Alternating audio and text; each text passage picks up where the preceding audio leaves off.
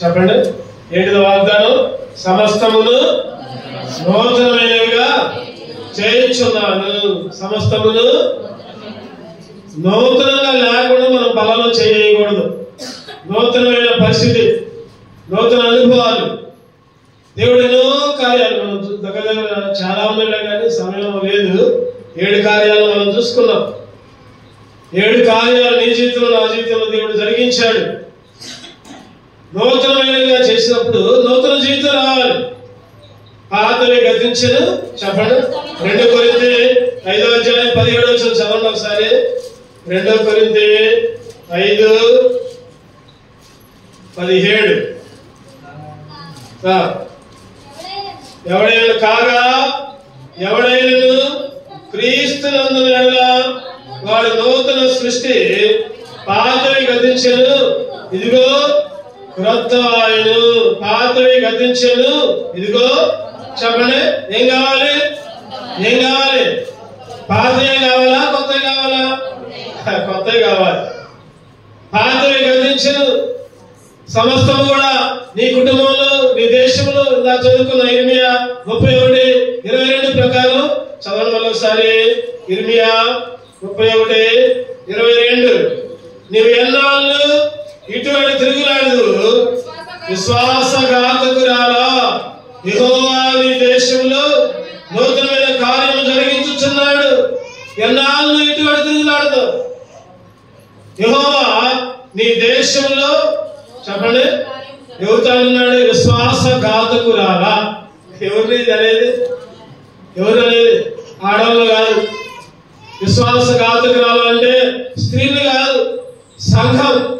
సంఘం అనే స్త్రీతో అంటే స్త్రీ పురుషులు కలిపి సంఘం అయితే సంఘంతో అంటున్నాడు విశ్వాసఘాతకురాలా. ఇంకా ఎన్నాళ్ళు అటు ఇటు తిరుగులాడు నీ జీవితంలో నూతన కార్యము జరిగిస్తున్నాడు. పాతవన్నీ గతించుకోవాలి. ఇదిగో సమస్తములు. చెప్పండి. క్రొత్తవి కావాలి. పాతవి, పాత రోజులు, పాత పేర్లు, పాత దినాలు గడిచిపోయాయి. అప్పుడప్పుడు నాకు బాధ వేసింది. ఏంటంటే బాధ ఏంటంటే రక్షణ పొందిన తర్వాత, మారుమనసు బాప్తిస్మం పొందిన తర్వాత సేవకులు కొత్త పేర్లు పెడతా ఉంటారు. ఎంతో ప్రార్థనతో దేవుని ఆత్మతో నింపుకొని ఒక పేరు పెట్టడం అంటే మామూలుగా పెట్టలేదు. ప్రార్థనతో ప్రార్థన చేసి పెడతారు పేర్లు. ఆ పేర్లు వదిలిపెట్టి పాత పేర్లను పిలుస్తూ ఉంటారు. అది నాకు బాధ అయ్యేది. అరే బయట వాళ్ళు మనల్ని పాత పేరు పెట్టి పిలిస్తే చెప్పాలి వాళ్ళకి. ఎవరి మీ బాబాయో లేకపోతే మీ పిన్నామో ఎవరన్నా బంధువులు ఉన్నారనుకోండి, మీ పేరు పెట్టి పిలిచారనుకోండి, బాబాయ్, పిన్నాం, లేకపోతే అక్క, అన్న, ఇదిగో నేను రక్షణ పొందా, నా పేరు అది కాదు, ఇదిగో నా కొత్త పేరు ఇది. సేవకుడు రక్షణ పొందినప్పుడు బాప్తిస్మం పేరు పెట్టాడు, ఇదిగో ఈ పేరు పెట్టి పిలవండి అని చెప్పాలి. ఆ అనుభవంలోకి వచ్చినప్పుడే క్రొత్త జీవితం, క్రొత్త మనస్సు, క్రొత్త ఆత్మ. ఇదిగో సమస్తము పాతవి గతించును, సమస్తమును కొత్త ఆయన. చెప్పండి. ఎంతమంది ఆ విధంగా ఉంటున్నారు? ఎంతమంది అసలు బయట తర్వాత సంఘంలో వాళ్ళు కూడా పాత పేర్లే పెట్టి పిలుస్తున్నారు. నాకు అదే బాధ అవుతుంది. గుర్తుపెట్టుకోండి, నువ్వు చచ్చిపోయావు. దేవుని విషయంలో నూతనంగా బ్రతుకు. సైతాను పేర్లు, సైతాను ఆలోచనలు అన్ని గడిచిపోయాయి. సమస్తము కూడా కొత్తవయ్యాయి. ఇంకా పాత పేరు పెట్టే పిలిపించుకుంటున్నామంటే పిలిచిన వాళ్ళు కాదు తప్పు. చెప్పండి. ఎవరికి తప్పు? ఎవరి పిలిపించుకునే వాళ్ళదే తప్పు. ఎవరైనా పిలిస్తే వాళ్ళకి తెలియదు, చెప్పాలి వాళ్ళకి. ఎవరైనా ఆ పేరు పెట్టి పిలవమాకు. అసలైన పేరు కాకుండా ఇంకేదైనా పేరు పెట్టి పిలిస్తే ఊరుకుంటావా మనం? చెప్పండి. గాడిదని పిలిస్తే ఊరుకుంటావా? నాకు పేరు గాడిదంటే. అబ్బాయిని పిలిస్తే కూడా ఊరుకుంటున్నా ఈ మధ్య కొంతమంది. అమ్మాయిని పిలిస్తే కూడా ఊరుకుంటున్నా. నాకు పేరుంది, ఆ పేరు పెట్టి వెళ్ళండి, లేకపోతే మారండి నాతో మాట్లాడు. మరి దేవుని పెడితమైన మనం రక్షణ పొందాం, మారుమనసు పొందాం, బాప్తిస్మం ద్వారా సాక్ష్యం ఇచ్చాం. దేవుడు కొత్త పేరు ఇస్తే ఇంకా పాత పేర్లు ఎందుకు? దయచేసి మీ అందరికీ ఒక విన్నపం ఏంటంటే రక్షణ పొందిన వాళ్ళని కొత్త పేర్లు పెట్టి పిలవండి. రక్షణ పొందిన కూడా కొత్త పేరు చెప్పండి వాళ్ళకి. మీ ఇంటి దగ్గర వాళ్ళు పక్కన వాళ్ళు పిలిచినా కూడా చెప్పండి, వాళ్ళకి గుర్తు. రక్షణ పొందిందేమో బాప్తిస్మం తీసుకుంది, ఈ పేరు అది కాదు, పాత పేరు కాదు. శారీరక విషయంలో మనం ఎట్లా ఉండాలంటే చనిపోయిన వాళ్ళంగా ఉండాలి, దేవుని విషయంలో మనం బ్రతికిన వాళ్ళంగా ఉండాలి. అందుకనే సమస్తము కూడా పాతవి గతించిన సమస్తము క్రొత్త ఆయన. ఇంకా నూతన అనుభవంలో లేకపోతే దేవుడిని జీవితంలో నూతన కార్యాలు చేయడు, దేవుడిని జీవితంలో నూతనమైనవిగా చేయడు అని వాగ్దానం ఇచ్చాడు మనకు, సార్వత్రిక వాగ్దానం.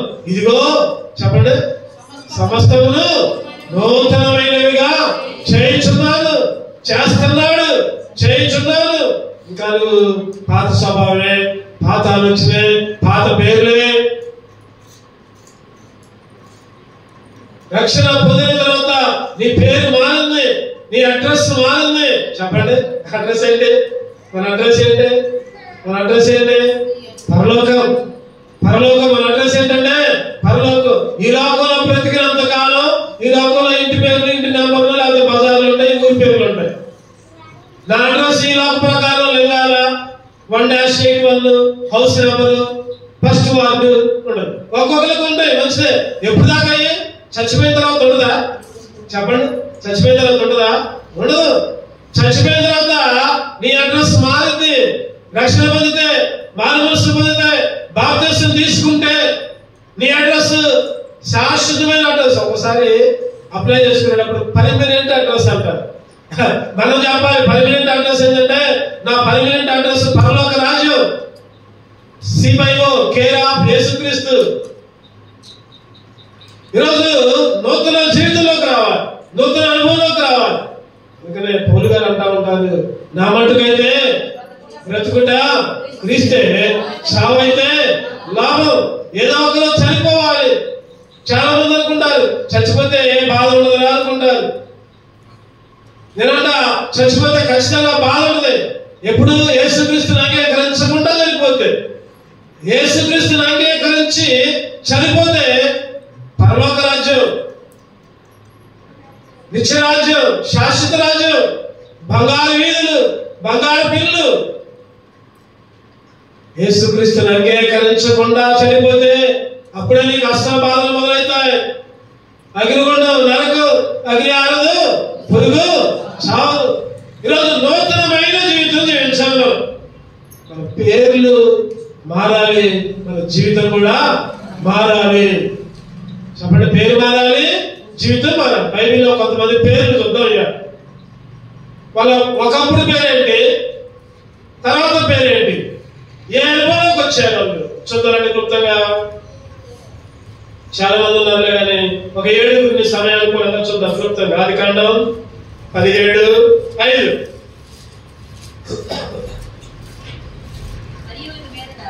ఆదికాండం 17:5. మరియు ఇక మీదట నీ పేరు చదవాలి, జాగ్రత్త చదవాలి చదివేటప్పుడు. అబ్రాహాము అనబడదు, నిన్ను అనేక జనములకు తండ్రిగా నియమించుకుని కనుక నీ పేరు అబ్రహాము అనబడదు. చెప్పండి, అబ్రహాము, అబ్రాము. 2 పేర్లు ఉన్నాయి ఇక్కడ. పాత పేరేమో అబ్రాము. చెప్పండి, పాత పేరు పేరు అబ్రాము, కొత్త పేరు పేరు అబ్రహాము.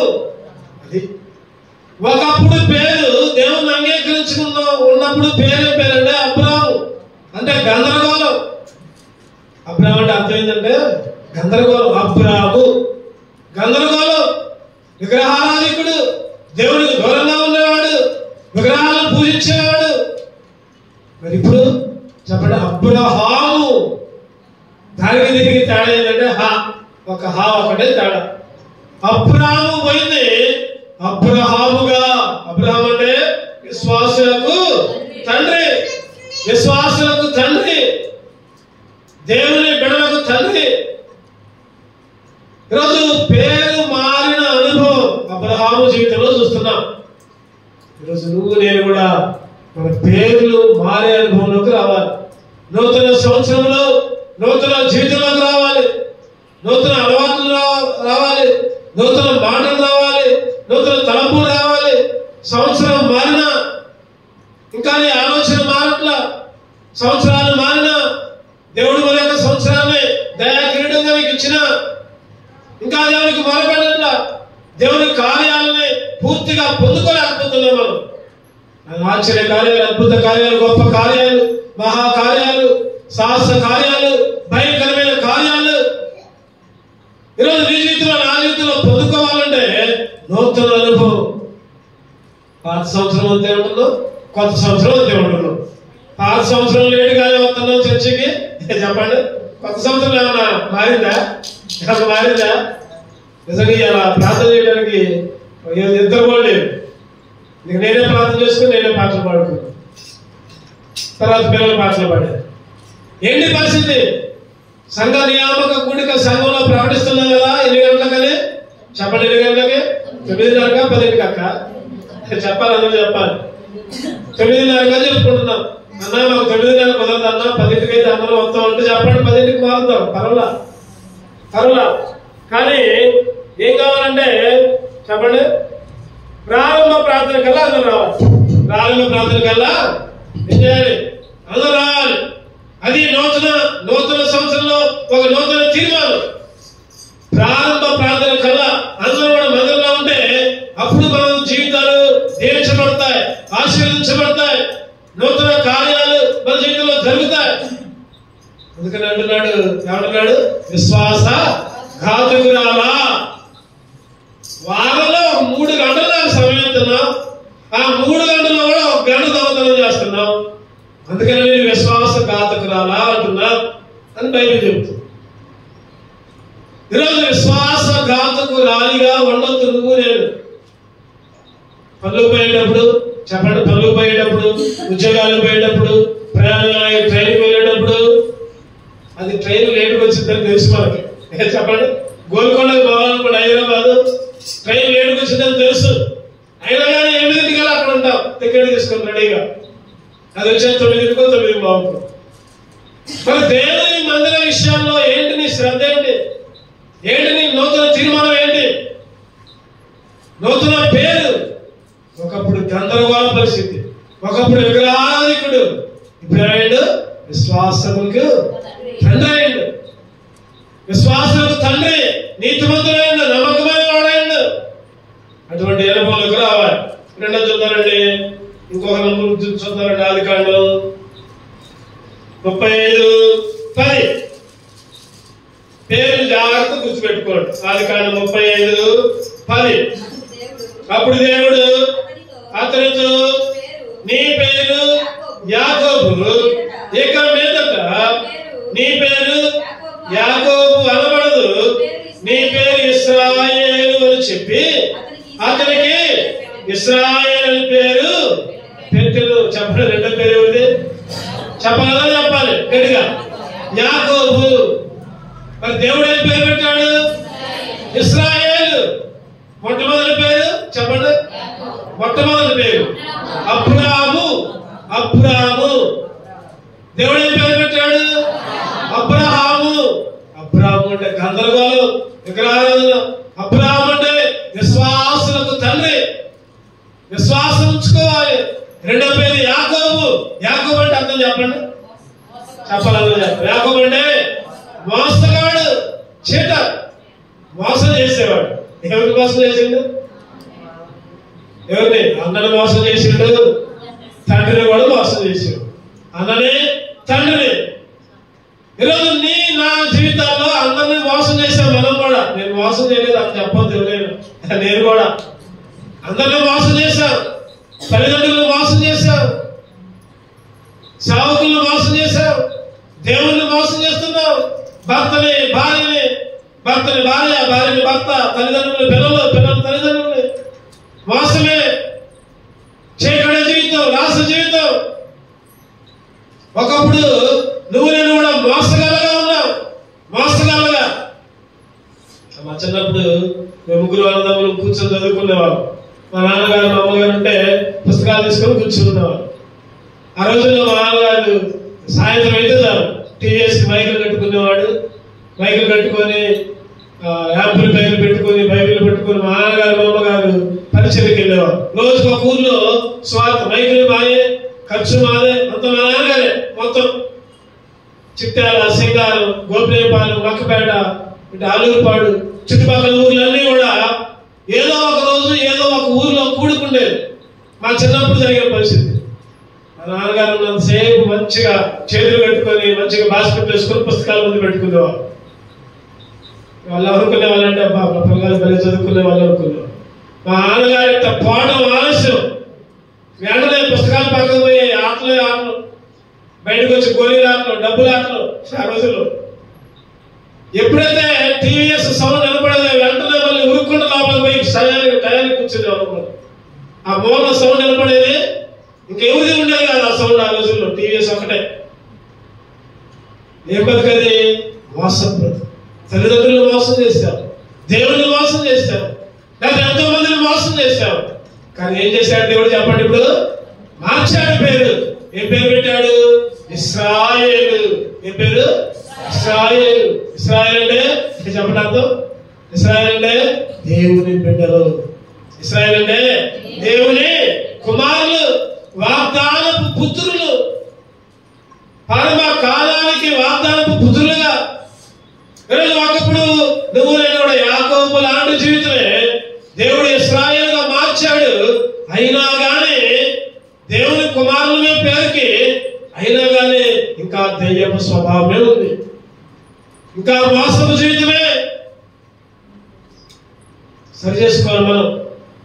మోసపు జీవితం. ఎవరెవరిని మోసం చేస్తున్నావు? పక్కన, భర్తన, భార్యన, పిల్లలన, లేదా సేవకున్నా, లేదా దేవున్నా. మోసపు జీవితం చూడిపించినా కూడా ఇంకా మోసం చేస్తే అట్లా. ఇంకా విగ్రహారాధన స్థితిని చూడిపిస్తే ఇంకా విగ్రహారాధన పట్టుకొని ఇంట్లో పనులని, దయ్యని, ఇయ్యని దేవుని మందిరానికి దూరంగా ఉంటే అట్లా. ఆదివారం అంటే కుటుంబంతో సహా సమయానికి ఒక 5 నిమిషాల ముందు వచ్చి ప్రార్థన చేసి చూడు, నీ జీవితంలో ఎన్నో నూతన కార్యాలు ఉంటాయి. ఆదివారం అనగానే భయంతో, భక్తితో సమయం కంటే ఒక 5 నిమిషాలు 10 నిమిషాల ముందు నువ్వు నీ కుటుంబం వచ్చి చూడండి. ఒక సంవత్సరం లాగా చేయండి. దేవుడు మీ జీవితంలో గొప్ప అద్భుత కార్యాలు చేస్తాడు. గొప్ప ఆశ్చర్య కార్యాలు, నువ్వు ఊహించలేని కార్యాలు, కంటికి కనబడని, చెవికి వినబడని, హృదయానికి గోచరము కాని కార్యాలు నీ జీవితంలో జరగకపోతే అన్నా ఏదన్నా అప్పుడు అడ్డ చెప్పి నువ్వు అడగండి. అప్పుడు ఈరోజు మన జీవితాల్లో కార్యాలు పొందుకోవట్ల కారణం ఏంటంటే ఇంకా మోసం బ్రతికే, మోసపు జీవితమే. ఇంకా లోకం కొరకు లోకంలో దేన్నో వెతుకుతా ఉంటున్నాం. నాకు చదువుకున్నాం, యెహోవా నా బలం, యెహోవాను ఆశ్రయించి ఆయన బలాన్ని ఆశ్రయించి నిత్యము ఆయన సన్నిధిని వెతకండి. ఇంకా లోకాన్ని వెతుకుతున్నాం, డబ్బులు వెతుకుతున్నాం, ఎక్కడ పని ఉంటుందా వెతుకుతూ ఉంటున్నాం, లేకపోతే ఎక్కడ ఏం చేద్దామా వెతుకుతూ ఉంటున్నాం, ఎక్కడ అవకాశం వచ్చిందా మందిరాన్ని తప్పించుకోవడానికి ప్రయత్నం చేస్తూ ఉంటున్నాం. దేవుని సన్నిధిలో సమయాన్ని దొంగతనం చేస్తుంటున్నాం. ఈరోజు దేవుడు మన జీవితాల్లో, మన కుటుంబ జీవితాల్లో అందుకే కార్యాలు చేయట్లా. పేర్లు మార్చుకున్నా కూడా ఉపయోగం ఉన్నట్ల. పేరు మార్చిన జీవితం వచ్చినప్పుడు కూడా రక్షణ కార్యం కనపట్ల మన కుటుంబాల్లో. కారణం అవిధేయత, కారణం దేవుడికి లోపట్టుకుంటుండు, కారణం దేవుడు అంటే లెక్కలేదు, కారణం దేవుడు అంటే భయం లేదు, కారణం దేవుని సన్నిధి అంటే ఏ మాత్రం కూడా లెక్కలేదు. 3వ పేరు చూద్దారండి. ఎన్ని పేర్లు అయిపోయినాయి ఇప్పుడు చెప్పండి? ఒకటే అబ్రాహాము, అబ్రహాం. ఈ అర్థాలు కూడా తెలుసుకోవాలి. మధ్యలో ఈ వారం మొత్తం కూడా ధ్యానం చేసుకోవాలి. వినడాన్ని మర్చిపోకూడదు. మన తర్వాత 2 నెలల తర్వాత అడిగినా కూడా చెప్పాలి. అది ఆ విధంగా వినాలి. 3వ పేరు చూద్దాం. సంఖ్యాకాండం 13.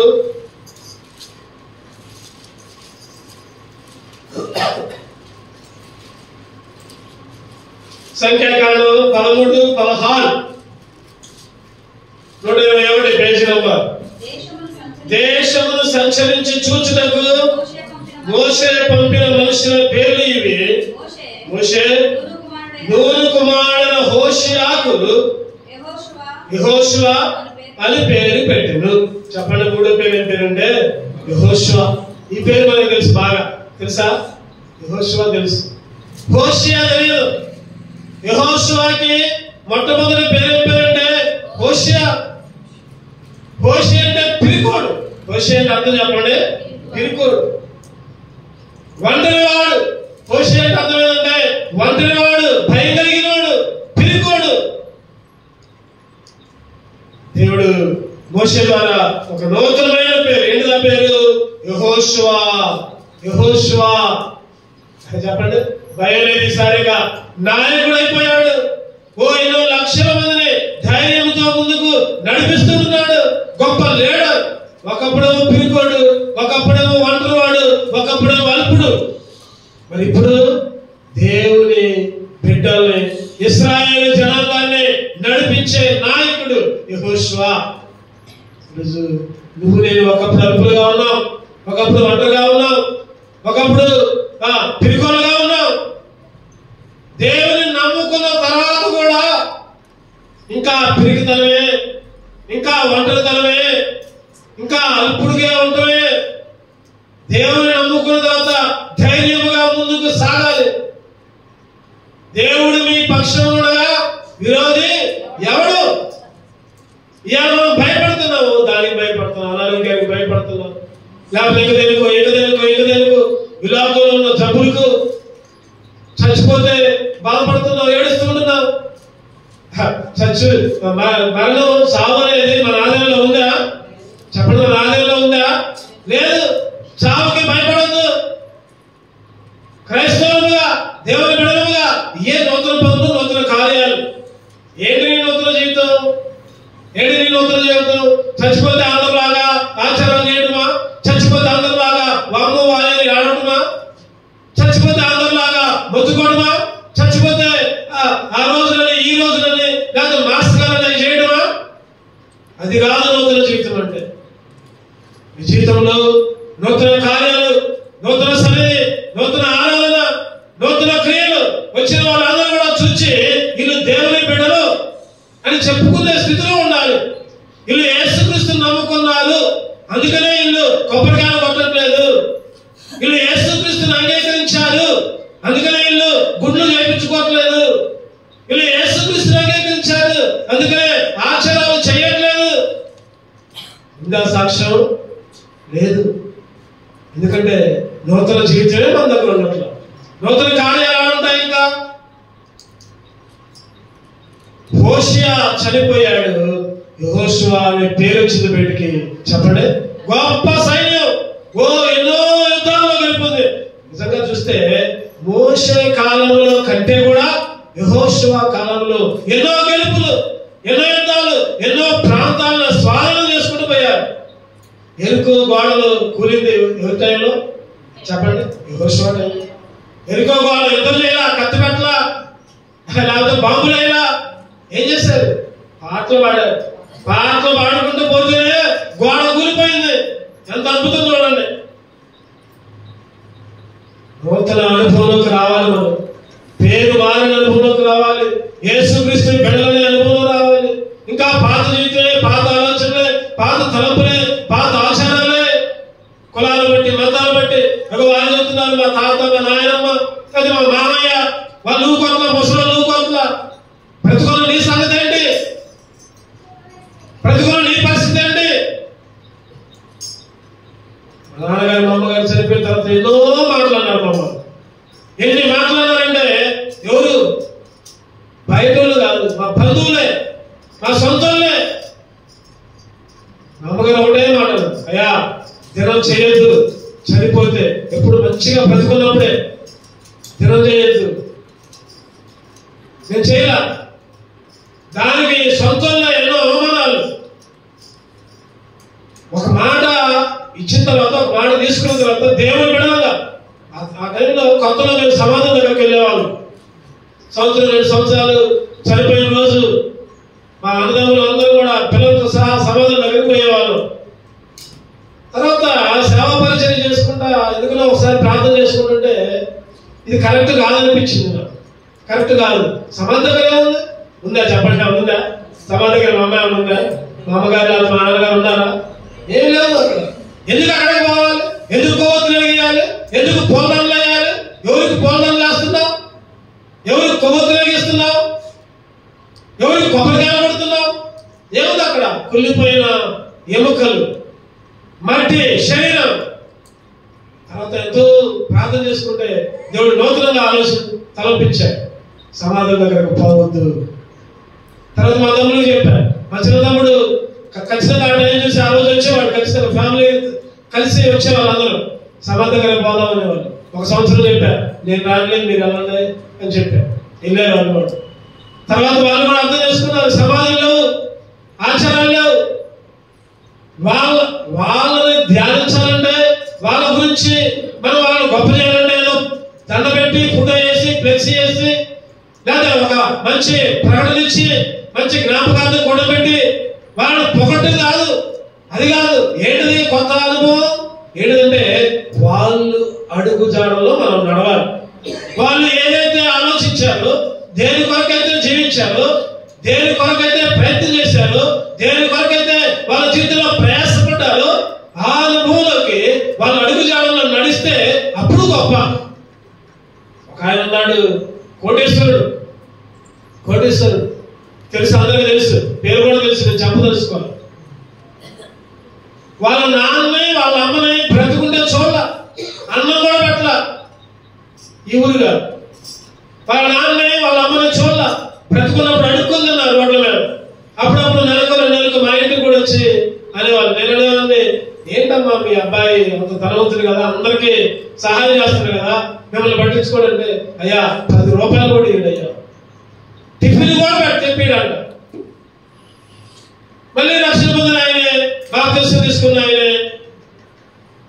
చనిపోయిన తర్వాత వాళ్ళ నాన్న చనిపోతే దగ్గర 1,00,000 రూపాయలు ఖర్చు పెట్టిండు. చెప్పండి, ఎంత ఖర్చు పెట్టిండు? 1,00,000 రూపాయలు ఖర్చు పెట్టిండు. వచ్చిన వాళ్ళందరికీ గొప్ప విందు. ఓ ఆయన పేరు మీద పెద్ద బాక్సులు, ఓ ఆయన పేరు మీద ఇంకేదో.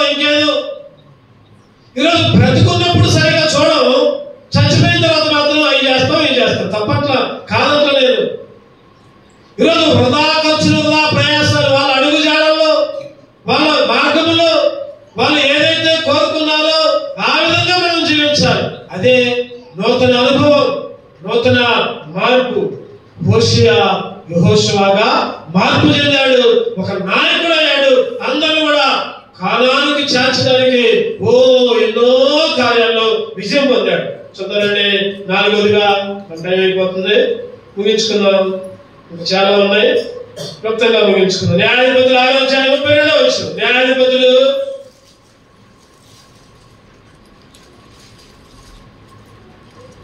6వ అధ్యాయం, న్యాయాధిపతులు 6:32. అతనితో వాదించుకోనని చెప్పి ఆ దినమున అతనికి యెరుబ్బయలు అని పేరు పెట్టిన. యెరుబ్బయలు ఈ పై అధ్యాయం చదివితే ఎవరండి ఈ పేరు? గిద్యోను. చెప్పండి, ఎవరు? గిద్యోను పిరికివాడిగా, పారిపోయేవాడిగా, యుద్ధం చేయనివాడిగా, దాక్కునేవాడిగా, గానుగా చాటును దాక్కున్న గిద్యోను పరాక్రమం కలిగిన సైనికుడా, ముందుకు పో అంటే వచ్చాడు, గెలిచాడు. బయలు దేవతల్ని, బయలుకు సంబంధించిన అందరి మీద విజయం పొందాడు. వెంటనే పేరు మారింది. ఏమో గిద్యోనల్లా ఏమొచ్చిందంటే యెరుబ్బయలు అంటే అర్థం వాదించేవాడు. ఎవరిని? బయలు ప్రవక్తల్ని. బయలు, ఆ రోజుల్లో బయలు దేవతలు ఉండేవాళ్ళు. బయలు దేవతలు, వాళ్ళకే మొక్కాలి, వాళ్ళకే పూజ చేయాలి. వాదించాడు. పేరు మారింది, పిరికితనం పోయింది, దాక్కునే పరిస్థితి పోయింది. గిద్యోను యెరుబ్బయలుగా మారి. ఈరోజు నీ జీవితంలో, నా జీవితంలో కూడా ధైర్యంగా దేవుని ప్రకటించాలి, వాదించాలి. ఎవరైనా ఏమన్నంటే వాదించాలి. నేను రక్షణ పొందను, నేను విశ్వాసము, మేము దేవుని బిడ్డను, మేము ఆ విధంగా ఉండవు. ఇష్టమైతే రా, లేకపోతే లేదు. మేము యుద్ధం చేస్తాం, ఆదివారం వస్తే మేము మందిరానికి రావు. కొన్నిసార్లు ఫంక్షన్ వచ్చి ఆదివారాలే పెట్టుకొని, ఇగో మీ ఇంట్లో 3 పిల్లలు ఉన్నారు, మా ఇంట్లో ఫంక్షన్ రాకపోతే మీ 3 పిల్లల ఫంక్షన్కి రావు, మీరు పిల్లలకు రావు, బెదిరిస్తారు. ఆదివారం పెట్టుకుంటారు. అనాలి, అప్పుడు అనాలి, అమ్మ నువ్వు రాపోయినా నష్టం లేదు, ఆదివారం మాత్రం దేవుడి సన్నిధిని కోల్పోము అని చెప్పాలి. ఉంది ఆదాయం ఉన్నట్ల పిరుకోలగా మారుతున్నాం. దేవుడు ఎరుపైనగా మారిస్తే ఇంకా పిరుకోలగానే, ఏదో బంధువుల కొరకు లేకపోతే వాళ్ళ కొరకు వీళ్ళ కొరకు పిరికితనంగా ఉండి దేవుడికి దూరం అవుతున్నాం. చదవండి 5వ పేరు ఎస్తేరు. ఇంక వివరించడానికి సమయం లేదు కానీ క్లుప్తంగా వివరించుకుందాం.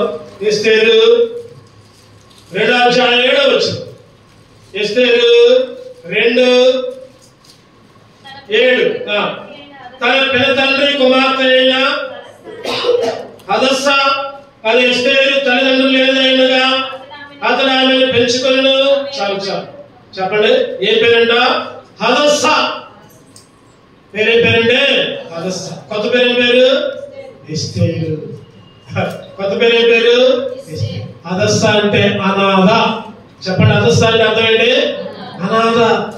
తల్లిదండ్రులు లేని పిల్లలకి ఆ పేర్లు పెడతారు, ఎక్కువ ప్రార్థన చేసి పెడతారు, ఎందుకంటే తల్లిదండ్రులు లేరు కాబట్టి, అనాథ కాబట్టి. హదస్సా అంటే అనాథ. పేరు మారింది, రాణి అయింది. ఇప్పుడు చెప్పండి, ఏ పేరు వచ్చింది ఇప్పుడు? ఎస్తేరు. నక్షత్రం. ఎస్తేరు అంటే రాణి. ఎస్తేరు అంటే రాజభవనంలో నివసించే ఒక అద్భుతమైన కన్య, రాణి గారు. ఎస్తేరు అని అనుభవం. ఒకప్పుడు అనాథ అనుభవం. అనాథ. ఎప్పుడైతే ప్రార్థనలో మొర్దెకై ఏదైతే చెప్పిందో ఆ పని చేసింది, లోబడది, విధేయత చూపించింది. అందరూ ఇగో ఈ లిప్స్టిక్ రాసుకోమా, ఇగో ఈ రంగు వేసుకో, ఈ పెయింట్ వేసుకో, ఇగో ఈ జుట్టుకి అది వేసుకో, ఇది వేసుకో, ఇగో దానికి మెలగేసుకో. బ్యూటీషియన్లు అందరూ రకరకాల ఆభరణాలు తీసుకుని వస్తే చెప్పండి, సొంతంగా తయారు. నాకు ఏమి వద్దు, నాకు అలంకారాలు అసలు వద్దు, దేవుడిచ్చిన రూపం చాలు. ఈరోజు చూస్తే గోళ్ళకి, తలకి, జుట్టుకి, పెదాలకి ఐబ్రోస్ ఎంత టెక్నిక్స్ వచ్చినాయంటే విశ్వాసులు కూడా వాటిని ఫాలో అవుతున్నారు. దేవుడిచ్చిన అందం చాలు. ఈరోజు ఎస్తేరుగా మారింది, జీవితం మారింది. ఒకప్పుడు అనాథ స్థితి, ఒకప్పుడు అడుక్కునే పరిస్థితి, ఒకప్పుడు దేని స్థితి, ఒకప్పుడు భయంకరమైన స్థితి. ఇప్పుడైతే లోపలికి తగ్గించుకుందో, మొర్దెకై చెప్పింది చేసిందో, మొర్దెకై ఏం చెప్తా చేసింది, ఎదురు చెప్పలా. ఈరోజు చాలా మంది పిల్లలు తల్లిదండ్రులకు ఎదురు చెప్తా ఉంటారు, తల్లిని గద్దేస్తా ఉంటారు, తండ్రిని ఎదురు చెప్తా ఉంటారు, పెద్దలు ఎదురు చెప్తే నువ్వేదో నాకు చెప్పేదంటారు. యవనస్తులారా గుర్తుపెట్టుకోండి, పిల్లలారా గుర్తుపెట్టుకోండి, మీ జీవితంలో మీ తల్లిదండ్రులకి లోపడండి. దేవుడికి భక్తులు కలిగి జీవించిన దేవుడు అంటే 2 పనులు చేయాలి. మీరు చదువుకునే పిల్లలు, చిన్నపిల్లలైనా, పెద్ద పిల్లలైనా, కాలేజ్ అయినా, 10వ తరగతి అయినా, అంతకంటే తక్కువ తరగతులైనా, మీ జీవితంలో ఆశీర్వాదం పొందాలంటే చెప్పండి, తల్లిదండ్రులకు లోబడాలి. తల్లి చెప్పింది వినాలి, తండ్రి చెప్పింది వినాలి, లోబడాలి, ఎదురు చెప్పకూడదు. దేవుడు అంటే ఇంకా భయం ఉండాలి. అది ఖచ్చితంగా దేవుడు మిమ్మల్ని ఆశీర్వదిస్తాడు. హదస్సాని చెప్పండి, దేవుడు ఆశీర్వదించాడు. రాణి అయిపోయింది. అక్కడ రాణి అంటే మాటల ఒక చిన్న ఉదాహరణ చెప్తా, సమయంలో కానీ జరిగిన సరే, నిజంగా జరిగిన సరే, విజయవాడ కాలేజీలో జరిగిన సరే. ఆ కాలేజీలో ఒక వృద్ధురాలు ఊడ్చేదంట, రోజు ఊడ్చుకుంటూ పోయేదంట, పని చేసేదంట, కప్పులు కడిగేదంట. తర్వాత ఆ వృద్ధురాలు చనిపోయిన తర్వాత మరి ఆ ఉద్యోగం ఎవరికి ఇవ్వాలి? ఆమెకు ఒక కూతురు ఉందంట, చిన్న పిల్ల, 9వ తరగతి చదివింది. ఆ కుటుంబం, ఆ వృద్ధురాలు లేకపోతే ఆ కుటుంబం నీడలేదు, ఆశ్రయం లేదు. ఇక అమ్మాయి ఇళ్ళలో పనులు చేసుకోవాలి. అందరూ పెద్దలేడు, అయ్యా ఒక్కతని కూతురు, అయ్యా పేద స్థితి. ఆ కాలేజీ ప్రిన్సిపాల్ దగ్గర పోయి, యాజమాన్యం దగ్గర పోయి, అయ్యా అమ్మాయి రోజు ఉడిచింది, అయ్యా పెట్టుకుండా అయ్యా పనికి, మీరు ఎంత ఇస్తే అంత చేతులు వేయండి. నిజంగా ఆ కుటుంబానికి జాలి చూపించి ఆ ప్రిన్సిపాల్ ఆ మేనేజ్మెంట్ ఆ అమ్మాయికి ఊడ్చే పని ఆయా పనప్పు చెప్పారు. ప్రతిరోజు పొద్దునే పోవడం, ఓడటం, రావడం. ప్రతిరోజు 9ంటికి కాలేజ్ అయితే 8:30కే పోవడం, శుభ్రత పోవడం, రావడం, ప్రార్థన చేసుకోవడం. ఆ అమ్మ నేర్పింది ఆ కూతురికి, అమ్మ దేవుని సన్నిధిలో ప్రార్థన చేయకుండా ఏ పని చేయమాకమ్మా, దేవుని మందిరంలోకి పోకుండా ఏ పని చేయమాకమ్మా నేర్పింది. ఫాలో అయింది. ప్రార్థన ఊడ్చుకోవడం, ప్రార్థన ఊడ్చుకోవడం ప్రతిరోజు. ఆ ప్రిన్సిపాల్ చూసి ఒకసారి, అమ్మా చక్కగా పనులు చేస్తున్నావు, నువ్వు 9వ తరగతి చదువుకున్నావు కదా, ఓపెన్ తరగతి కట్టు, 10వ తరగతి నేను కడతా, ఫీజు నేను కడతా, నేను రాపిస్తా అంటే రాసింది 10వ తరగతి రాసింది. 10వ తరగతి రాసింది, ఫస్ట్ క్లాస్. ఊడ్చుకుంటూనే వెంటనే ప్రిన్సిపాల్ గారు ఇంకా చూపించి, అమ్మా నువ్వు చాలా తెలియగలదాన్ని, అసలు నువ్వు పని చేసుకుంటూనే 10వ తరగతి పాస్ అయ్యి, ఇంటర్మీడియట్ కూడా చదువు, ఇంటర్మీడియట్ కూడా నేనే కడతా ఫీజు. ఇంటర్మీడియట్ కట్టింది, ఇంటర్మీడియట్ కూడా పాస్ అయింది, డిగ్రీ పాస్ అయింది. పని మాత్రం అదే, ఊడ్చుకోవడమే పని మాత్రం అదే. అందరూ వచ్చి ఆ కప్పు చేస్తారా, ఆ కప్పు కడుగు, ఆ కుర్చీదుడు, ఆ బలాదుడు, అక్కడ శుభ్రదుడు, అక్కడ కప్పు ఎత్తాయి. అందరూ అజమాయిషే, స్టూడెంట్స్ దగ్గర నుంచి, టీచర్ల దగ్గర నుంచి, యాజమాన్యం దగ్గర నుంచి అందరూ ఆ పనులన్నీ చేసుకుంటానే శుభ్రంగా చదువుకుంది. ఇంటర్ అయిపోయింది, డిగ్రీ అయిపోయింది. ఆ ప్రిన్సిపల్ గారు ఇంకో సంవత్సరంలో 2 అయితే అన్నగా, అమ్మా నువ్వు ఏం లేదు కానీ ఎంఎస్సి కడతా, నేనే ఫీజు కడతా, నేనే రాపిస్తా, నీ కోచింగ్ ఇస్తా తెలియకపోతే అన్నది. ఎంఎస్సి కూడా పాస్ అయింది, ఎంఎస్సి కూడా పాస్. మామూలు కాదు, గోల్డ్ మెడల్ వచ్చింది. తర్వాత ప్రిన్సిపాల్ రిటైర్డ్ అయిపోయారు. ప్రిన్సిపాల్ రిటైర్డ్, కొత్త ప్రిన్సిపాల్ పెట్టారు. ఎవరు పెట్టారు చెప్పండి?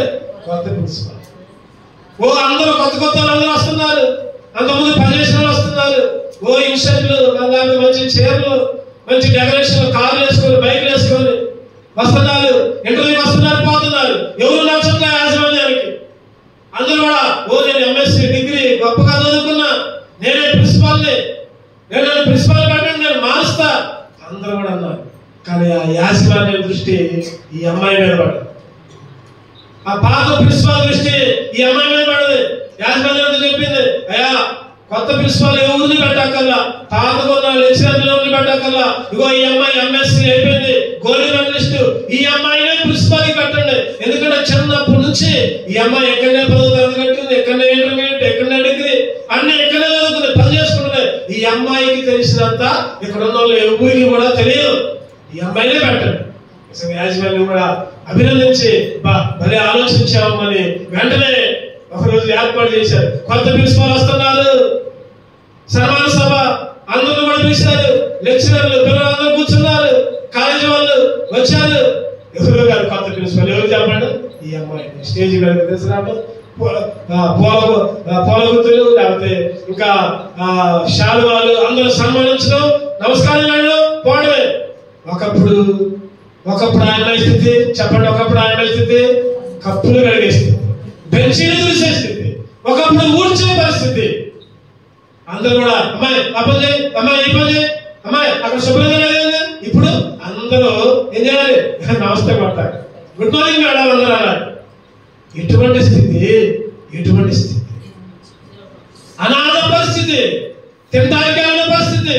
ఎప్పుడైతే దేవుని మీద ఆధారపడదు, దేవుడంటే భయం ఉందో, దేవుడంటే భయం ఉంటే పనులు కూడా జాగ్రత్త చేసుకుంటారు. గుర్తుపెట్టుకోండి, బైబిల్ మంచిగా చదివితే ఈ లోకపు సబ్జెక్టులు అంతకంటే మంచిగా వస్తాయి. బైబిల్ దాంట్లో రాకపోతే చదవటం కూడా రాదు. దేవుని మందిరానికి ఎప్పుడైతే భయంతో వస్తావో దేవుడిని చదువును కూడా దీవిస్తాడు. గుర్తుపెట్టుకోవాలి ఈ విషయాన్ని. మీ పిల్లల్ని దేవుని మందిరానికి అప్పచెప్పడం నేర్చుకోవాలి. ఎందుకు ఈ మాట చెప్తున్నానంటే, చెప్పండి, ఒకప్పుడు పరిస్థితి ఏంటి? అమ్మాయి అందరూ అసహించుకునే పరిస్థితి, అందరూ పనులు చెప్పే పరిస్థితి. కానీ ఇప్పుడు ప్రిన్సిపాల్ మేడం అందరూ గుడ్ మార్నింగ్, నమస్తే, ఆదర్శ ఇస్తేగా మారి. అటువంటి అనుభవంలోకి నువ్వు మనం రావాలి. ఇంకొక 2 పేర్లు ఉన్నాయి, క్లుప్తంగా చెప్పుకొని వదిలేద్దాం. లోకస్వార్త 6:14. లోకస్వార్త, మళ్ళీ ఈ టాపిక్ మనం ఎప్పుడో చెప్పుకోలేము, అందుకనే చెప్పుకుందాం. 6:14. మీరెవరనగా ఆయన ఎవరికి పేతురును మారు పేరు పెట్టెను, ఆరో వ్యక్తి ఎవరంటే సీమోను. ఏం మారాడు? పేతురుగా మారాడు. సీమోనుగా ఉన్నప్పుడు చేప పట్టాడు, జాలది. సీమోనుగా ఉన్నప్పుడు భయంకరమైన పరిస్థితి, బురదలో తిరిగాడు. నేను అనుకుంటా చేపలు పట్టే వాళ్ళు అంటుంటారంటే గోసి పెట్టుకొని కారణ బురద, ఒక వల, మేసాలు, జుట్టు దువ్వుకొని జుట్టు, లేకపోతే నోట్లో ఒక చుట్ట, పాత పరిస్థితి పోయింది. ఇప్పుడు ఏమయ్యాడు? చెప్పండి, సీమోనులా పేతురుగా మారాడు. మనుషులు పడే జాలగా ఎన్నో అద్భుతాలు, చచ్చిపోయిన వాళ్ళు లేపాడు, కుంటోళ్ళని గుడ్డోళ్ళని బాగు చేసాడు. పేరు మారింది, సీమోనులా పేతురయ్యాడు. జీవితం కూడా మారింది. ఇంకొక వ్యక్తి, ఇంకొక చూద్దామండి.